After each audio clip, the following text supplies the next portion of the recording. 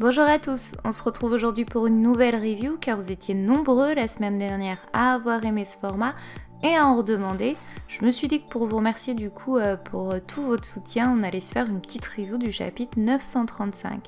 Donc comme ce chapitre se prête assez aux théories que je devais publier dans les prochaines semaines, je trouvais intéressant du coup de les inclure directement dans la review puisqu'Oda a donné 2 indices supplémentaires à mes idées dans ce nouveau chapitre. Donc c'est parti. On commence ce chapitre avec un cover Smoker, toujours aussi badass, accompagné de souris pompiers essayant d'éteindre ses cigares pensant qu'il y avait un début d'incendie. Alors rien à noter ce côté-ci, c'est une cover plutôt simple et habituelle, et comme toujours, on retrouve une nouvelle fois des animaux. On peut voir par contre un petit détail qui pourrait faire penser à la lettre E. Donc est-ce qu'Oda va cacher un petit message avec les prochaines covers pour former un mot? Je sais pas, c'est peut-être juste un graffiti, mais c'était quand même bon de le noter car très souvent les mangaka aiment bien, avant un gros événement, écrire un petit message codé dans les covers. Donc à voir par la suite si ça va servir ou si c'était juste un somme petit rien du décor. On ouvre en fait le chapitre sur la première page avec écrit que la série est traduite par Scantrad. Non, je déconne. Mais un grand merci à eux pour la traduction. Donc, on revient à la carrière des prisonniers où on peut voir la vice-directrice de la prison qui possède le smile du singe et qui porte pour surnom Solitaire.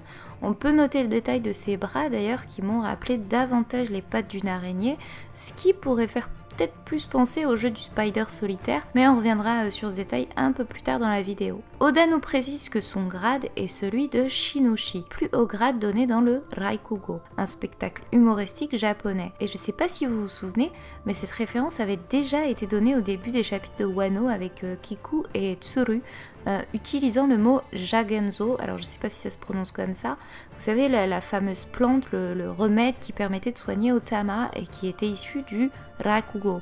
Et c'est donc très beau de voir encore une fois la manière dont Oda respecte les traditions du Japon et cultive vraiment des références par-ci par-là à l'art japonais, comme j'ai pu vous l'expliquer d'ailleurs dans ma dernière vidéo à ce sujet. Au niveau de son design, ça m'a beaucoup rappelé le personnage de Sadie, la gardienne en chef Dimple Down, où on retrouve une nouvelle fois ce côté sado-masochiste, décidément c'est récurrent dans les prisons d'Oda. Mais c'est intéressant de noter ce petit détail, car je trouve qu'entre Impel Down et la mine des prisonniers, il y a quand même beaucoup de similitudes au niveau des deux arcs. Donc par exemple à Impel Down, on a retrouvé des persos du passé comme Baggy ou Mr. Tree. Ici on a retrouvé notre cher Caribou. Le fait aussi que Luffy croise une personne qui l'aidera dans le futur avec Ivankov, et là qui tombe sur le papy Big Boss des Yakuza, le côté de l'empoisonnement avec Magellan, et de l'autre les smiles de Kaido avec le Scorpion ou Queen et la pandémie, sachant qu'on est au chapitre 935 et que le 535 c'est justement celui où Luffy avait été empoisonné par Magellan. Donc j'ai trouvé que les similitudes entre ces deux arcs étaient assez présentes, à l'exception faite quand même qu'à la mine des prisonniers, on y rentre et on y sort vraiment plutôt rapidement pour le coup. Bref, revenons au chapitre où on apprend que la clé a été volée. Bon, pas vraiment étonné de ce côté-là, si ce n'est que c'est assez monnaie courante dans les mangas de confier ça à des gars plutôt pas très futés ni très forts pour ce genre de choses. Mais bon, passons. Et on voit donc que Raizu a réussi à la récupérer et file tel un ninja à la vitesse de la lumière. J'aime beaucoup ce petit détail car on l'avait jamais vraiment vu à l'œuvre et le fait qu'il puisse se déplacer aussi rapidement en adéquation à son design de ninja est intéressant pour la suite. On apprend d'ailleurs qu'il est bien l'un des 9 fourreaux rouges. On avait déjà eu un soupçon de confirmation dans le chapitre 920 où Juboemon les nommait « vous, les 9 hommes au fourreau rouge », ce qui venait à inclure Kinemon, Kiku, Raizu, Kanjuro et peut-être cet homme mystère au chapeau qui était présent à leur côté quand le château avait brûlé, ce qui en ferait 5 parmi les 9. Mais ici c'est donc bel et bien sûr que Raizu fait partie des 9 fourreaux rouges. Je sais pas si on peut y inclure Shutenmaru et le personnage avec une couette en forme de D, mais si c'est le cas ça ferait un total de 7 pour le moment, ce qui ferait qu'il en manquerait donc 2. Donc hâte de découvrir ces potentiels personnages mystères. Enfin, on revient sur Luffy qui vient d'exploser le smile du Scorpion, vice-directeur de la prison quand même, et faisant référence à nouveau à un jeu de cartes. Avec Hyogoro qui tombe en arrière, ce qui fait très écho à la scène avec Otama au moment où Luffy combattait le smile du lion. Pendant que toute une procédure est énumérée sur les Santos qu'auront les prisonniers s'ils venaient à mal se comporter. J'ai beaucoup aimé la manière dont Oda a illustré ça, de façon très théâtrale, cinématographique, ça m'a beaucoup rappelé les films de Kung Fu, où il prévient la victime de la peine qu'il va subir, et que finalement c'est lui qui en subit les dégâts. Mis à part ça, beaucoup de choses à dire quand même au sujet de ces pages, donc on va essayer d'analyser tout ça par étapes, car l'une d'elles concerne une de mes plus grosses théories sur ma chaîne. La première est donc qu'il y a une sorte de code à faire respecter lorsqu'un prisonnier se rebelle. Et on peut noter que des 2 premières sommations, aucune n'a été appliquée sur Luffy, ni même sur le papy. À voir si c'est pas déjà fait par contre sur l'homme requin crocodile, car ce serait assez inutile d'avoir créé toute cette mise en scène pour rien. S'il y a ce règlement, faut quand même bien qu'il soit au moins une fois respecté sur quelqu'un. Mais du coup, si c'est un fourreau rouge, j'avoue que de lui couper les bras, ça devient compliqué pour lui. Bref.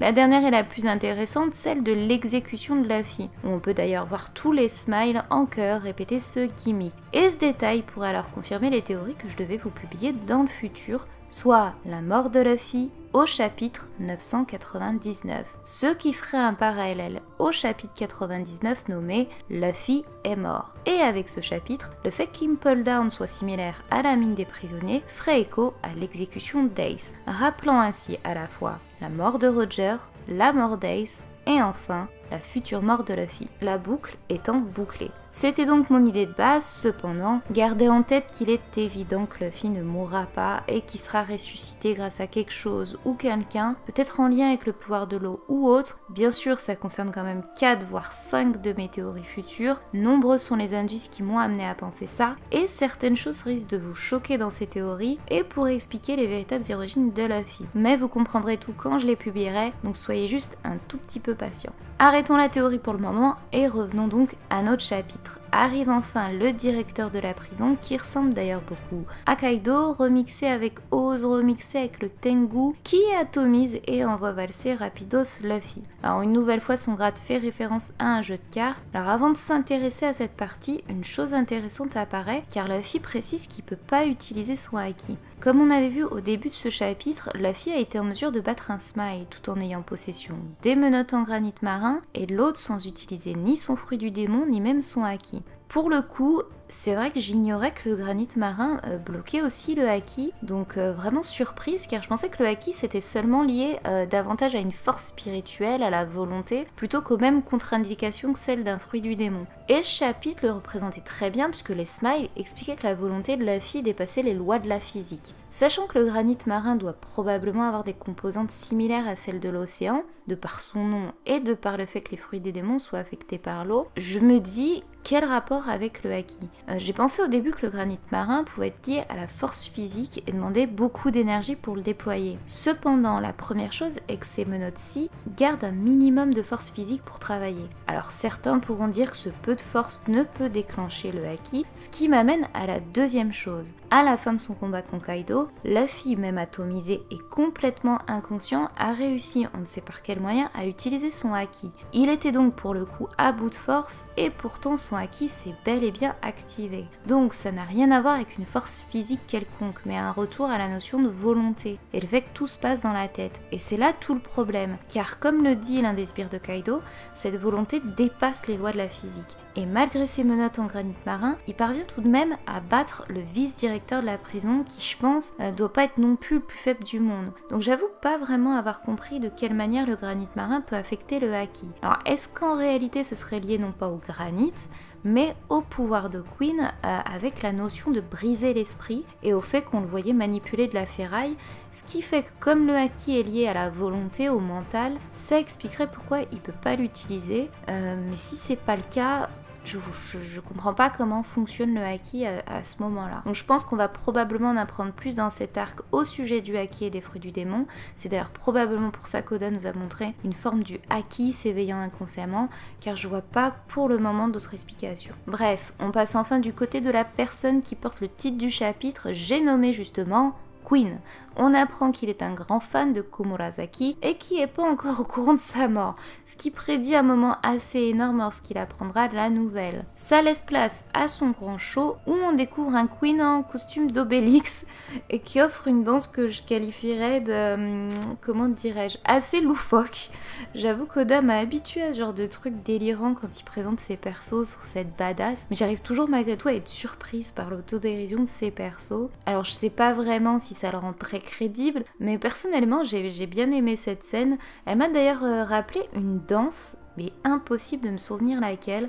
Donc si ça vous dit quelque chose, n'hésitez pas à me le dire en commentaire car impossible de mettre la main dessus. Bref, on apprend aussi que la prime de Queen s'évalue à 1,320 milliard de berry, ce qui dépasse celle de Katakuri qui avait la plus haute prime parmi un équipage de Yonkou à notre connaissance. Alors je suis pas tant surprise que ça reste dans la tranche habituelle, avec Jack qui sera en dessous de Queen et qui possédait déjà 1 milliard de berry, soit 320 millions d'écart, mais ça sous-entendrait aussi que King est une prime supérieure à celle de Queen, que j'évaluerais approximativement aux alentours de 1,6 milliard, voire 1,8 milliard environ. Ce qui expliquerait aussi pourquoi l'équipage de Mama n'a pas été en mesure de tenir face à lui et pourquoi il était autant craint. Mais en tout cas, la prime est pour moi assez sensée. Donc la page suivante continue sur Queen avec le directeur qui lui annonce tout ce qui s'est produit depuis l'arrivée de Luffy. Et personnellement, je dois admettre que ça m'a vraiment bien fait rire. J'ai adoré la tête de Queen. Je crois d'ailleurs qu'on voit Luffy en train de se faire la malle sur le mur. Et de l'autre, on voit les autres sbires danser et acclamer Queen. Au lieu de faire leur job, ça m'a pas trop étonné vu que les smiles sont un peu à la ramasse quand même. Et je trouve ça un peu dommage qu'Oda ait pris le parti de juste faire des smiles sous forme de random, ni plus ni moins. J'en attendais quand même un peu plus venant d'eux, sachant qu'on parle de ça depuis un bon bout de temps et que c'est censé quand même être l'armée d'un Yonkou. Je les trouve pour le coup assez pétés, aussi bien en termes de visuel que de puissance. On le voit d'ailleurs une nouvelle fois avec Luffy qui atomise le smile du scorpion sans même utiliser d'artifice. Donc je sais que Luffy est fort, mais quand même assez déçu de ce côté-là. Mais bref, on se retrouve ensuite avec Nico Robin, Nami, Shinobu dans les fameux bains qui sont en réalité Mick. Alors pour le coup, une chose m'a échappé. Soit Wano est extrêmement petit et du coup ils peuvent traverser la ville en une fraction de seconde, soit il y a un souci car passer du cimetière pour revenir à la capitale, les gars sont des fusées et vive Shinobu et son super pouvoir de femme ninja, car là j'avoue que je comprends pas le timing dans cet arc. Quand on sait que dans l'arc Alabasta, il a fallu quand même plusieurs chapitres pour qu'ils puissent se rendre d'un endroit à un autre, je me dis ici que Wano doit vraiment être minuscule ou alors que c'est un choix scénaristique de la part d'Oda pour éviter de perdre trop de temps sur ce genre de détails, mais pour le coup j'ai trouvé quand même ça assez étonnant de sa part. En tout cas, la chose qui m'a le plus choquée est pourquoi revenir à la capitale des fleurs. Je veux dire par là qu'ils sont tous activement recherchés et que de se prélasser dans les bains là où se trouve justement Orochi et son armée qui connaissent désormais leur identité tout en sachant que les bains sont mixtes, c'était peut-être pas la meilleure idée du siècle, donc même Nico Robin le souligne et on peut même voir un petit ninja dans le bain qui pourrait être un ennemi, donc on sait que de base elles étaient là pour trouver des infos, mais je trouve l'idée de se prélasser tranquillement dans le camp ennemi à une semaine de la Grande Guerre, ça paraît un peu surprenant quand même. En tout cas, on peut noter deux choses dans ce passage. La première est la référence un peu, comment je vais dire ça, osée d'Oda, pour avoir illustré une nouvelle fois l'art de l'ukiyo-e, soit l'art pictural japonais traditionnel que je vous expliquais dans ma dernière vidéo. Car au-delà du fait qu'on puisse assimiler ça à du hentai et du fanservice, c'est également une vraie référence à l'art de la part d'Oda, avec le peintre Hokusai comme il a pu le faire avec la vague de Kanagawa au début de l'arc. Mais pour des raisons de sécurité, je vous publierai pas l'image et je vous laisserai vous renseigner pour une fois parce que là je peux pas. La seconde est qu'on peut apercevoir dans le fond notre fameux charpentier, celui où se trouvait Franky. Et sachant qu'il est à l'origine de la création des plans du château de Kaido, est-ce que ça pourrait sous-entendre que les filles vont réussir à obtenir davantage d'informations grâce à ça? Je sais pas vraiment, c'est peut-être juste pour faire un clin d'œil au personnage comme avec l'apparition à nouveau du poulpe, donc peut-être, on verra bien. On arrive à la partie la plus intéressante de ces fameux bains, car Shinobu nous apporte des infos un peu plus complètes au sujet d'Hyogoro le Fleuri, anciennement nommé le Big Boss des Yakuza. Nico Robin se rappelle d'ailleurs des mots de Kanjuro, ce qui fait référence au chapitre précédent, et en parlant de Kanjuro, Brook et lui ont disparu de ce chapitre, donc je me demande où ils ont bien pu passer. On fait ensuite la découverte du design de notre super papy Io, qui, je dois le dire, est assez badass, j'aime beaucoup, mais tu te demandes quand même comment il a fait pour rétrécir autant, alors peut-être peut-être un fruit du démon qui lui permet de décupler son corps, à Kamakarov dans Fairy Tail, je sais pas trop. En tout cas, on en apprend aussi un peu plus sur son passé avec le fait qu'il était très apprécié de tous, surtout d'Oden, et se faisait obéir des 4 ou 5 chefs, je sais plus trop, yakuza de chaque région. Et c'est intéressant car Shinobu emploie le terme japonais Kyokaku pour désigner un yakuza chevaleresque, faisant écho à l'histoire d'un Robin des Bois, qui rappelle forcément le personnage mystère Ushimitsu qui vole les riches et donne aux pauvres, mais pas seulement lui. Car quand on creuse un peu la véritable histoire des Yakuza, on apprend qu'ils possèdent un code d'honneur de 9 règles pour pouvoir entrer dans le clan, dont le final était le rituel du Sakazuki, qui consistait à prendre du saké mélangé à du sel et des arêtes de poisson. Et forcément, les arêtes de poisson, m'ont rappelé le mystérieux personnage dans la cage. Alors, grand hasard ou réel indice, je sais pas trop, mais ça m'a amené à me demander quand même si en réalité, tout ça serait pas une mise en scène depuis le début, une mission d'infiltration en attendant la fameuse prophétie de Toki, sachant qu'il existe à jour encore 4 ou 5 autres chefs Yakuza dans les autres régions dont on ignore le nom pour le moment. Donc, nous verrons. Mis à part ça, ce que je vous disais dans ma précédente review sur le fait que Luffy, en ayant aidé le papy, fera qu'il sera un allié de taille avec son clan durant la Grande Guerre, se confirme, puisque Shinobu précise que si le papy était encore en vie, il serait en mesure de rassembler des samouraïs en un rien de temps. Et en disant ça, on apprend par la même occasion qu'ils sont actuellement tout au plus 500 et que leur objectif était de 5000 recrues. Sachant que Luffy possède une flotte de 5000 hommes en cas de besoin, il serait pas étonnant de les voir débarquer pour cette grande guerre, sans compter le fait que, comme je vous ai expliqué en début de review, si Luffy venait à être en danger ou mourir, ça ferait un parfait parallèle à la mort d'Ace, puisque Luffy s'est aperçu que son frère était sur le point de mourir grâce à sa vive garde. Sachant que la flotte de Luffy a justement un morceau de sel de notre super chapeau de paille. On pourrait alors voir se produire une scène similaire avec un Luffy à moitié mort et la grande flotte venue sauver leur ancien sauveur, ce qui rappellerait aussi la flotte de Barbe Blanche venue récupérer Ace par la même occasion. Mais on n'y est pas encore. Au-delà de tout ça, Hyogoro, c'est vraiment un personnage très intéressant puisque c'est ce qui va nous amener à la théorie sur Kaido et les Yakuza que je devais vous publier et que du coup je vais intégrer directement ici en essayant de faire court. Donc, comme je l'expliquais dans une de mes théories, au Japon il y avait une hiérarchie organisée sous forme pyramidale où on retrouvait tout en bas du classement tous les perdants et les exclus de la société japonaise. Dans cette caste, on y retrouvait les Ronin, mais surtout celui des joueurs professionnels, aussi appelés les Bakuto. Et c'est justement d'eux que seraient nés les Yakuza et tireraient leur origine. Car le nom Yakuza serait né du jeu Oichiro Kabu. Alors, je sais pas si c'est la bonne prononciation. Pour résumer simplement ce jeu, la main perdante était de 8, 9, 3, soit les prononciations de chaque chiffre en japonais qui formait le nom Yakuza. Et c'est comme ça que les Yakuza ont été associés aux joueurs professionnels. Et si je vous parle de ça, c'est qu'on peut établir un lien avec deux personnages. Le premier, Fujitora, car on le découvre pour la première fois à jouer au casino, et c'est ici qu'il rencontre Luffy, qu'il considère comme très chanceux. Enfin, le second est bien évidemment Kaido, puisqu'il possède un équipage formé de cartes. King pour le roi, Queen pour la reine, et enfin Jack pour le valet. Et désormais, grâce à ce chapitre, on peut y ajouter la liste des 3 Shinoshi.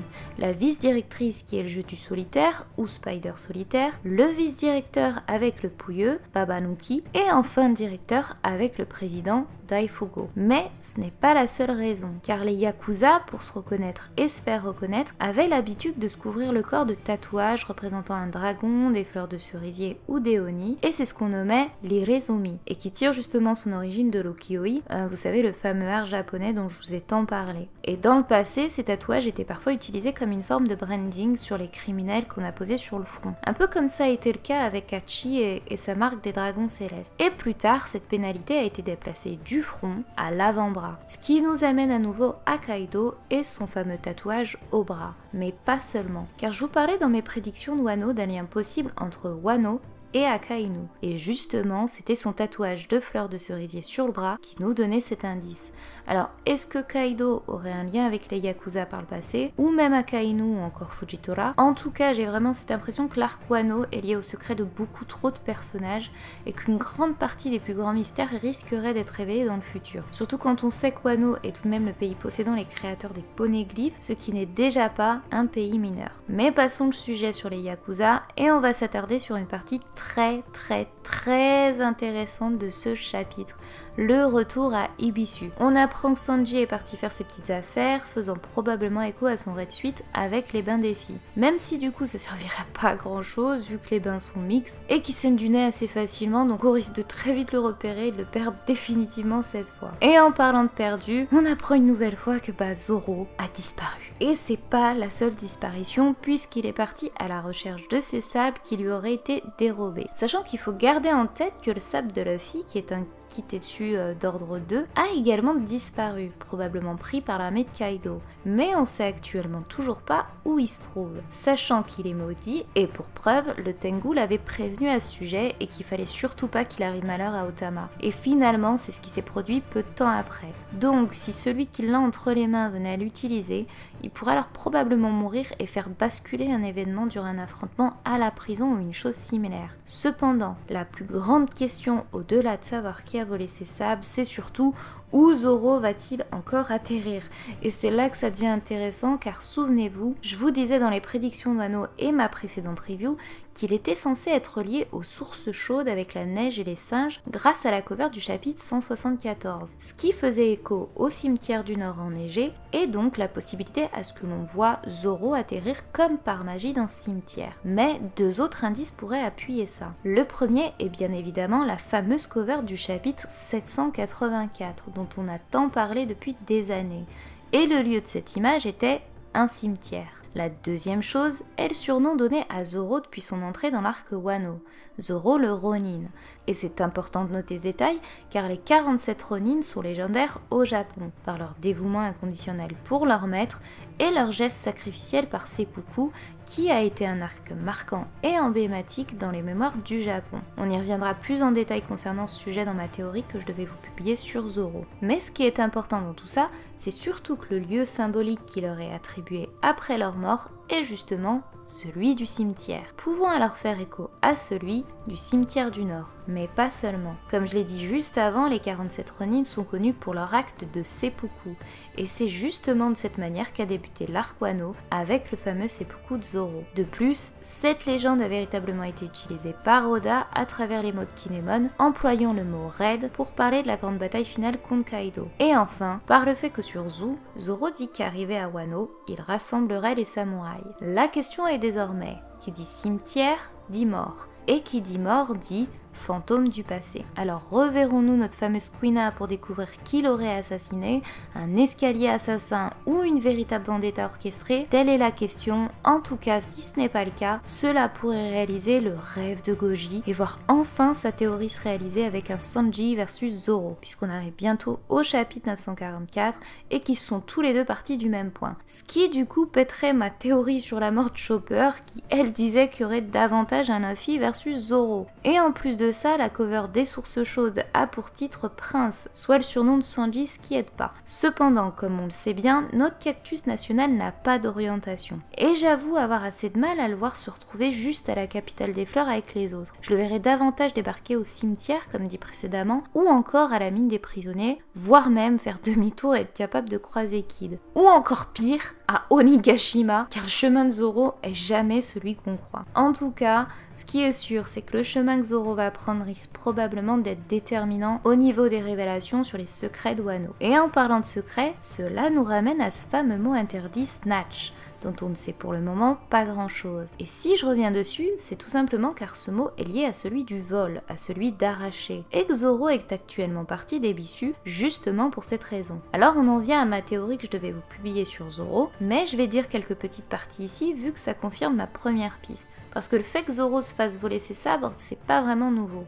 La première fois était déjà lors de sa première apparition. Et c'est de cette promesse que Zoro a rejoint l'équipage.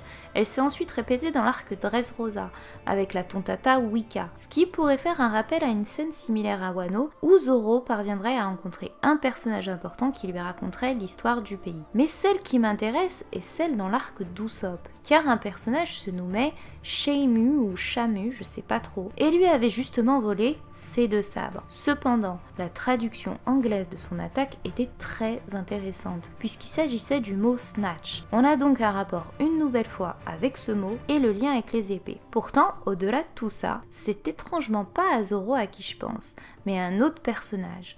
Je voulais vous parler de cette théorie ici, mais la vidéo elle est vraiment déjà trop longue, donc je pense que je consacrerai une théorie spéciale à ce sujet, mais simplement gardez un truc en tête, c'est qu'Oda a inclus un personnage voleur nommé Ushimitsu, et que jusqu'à présent, les titres des chapitres correspondaient soit à des lieux, le village de Kobore, le village d'Ebisu, etc., soit au nom des personnages, Loiran, Shutenmaru, Oden, etc.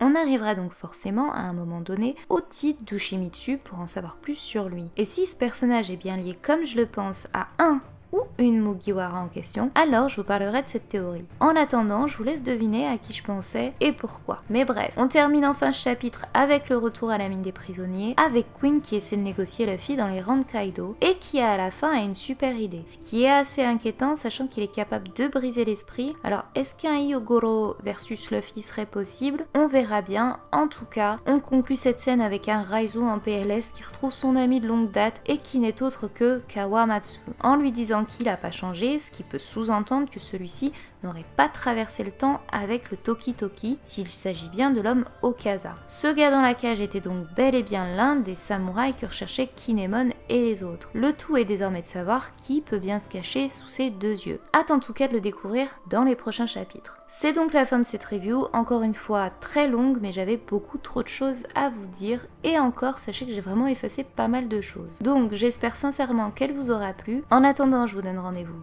dans une prochaine vidéo et prenez bien soin de vous.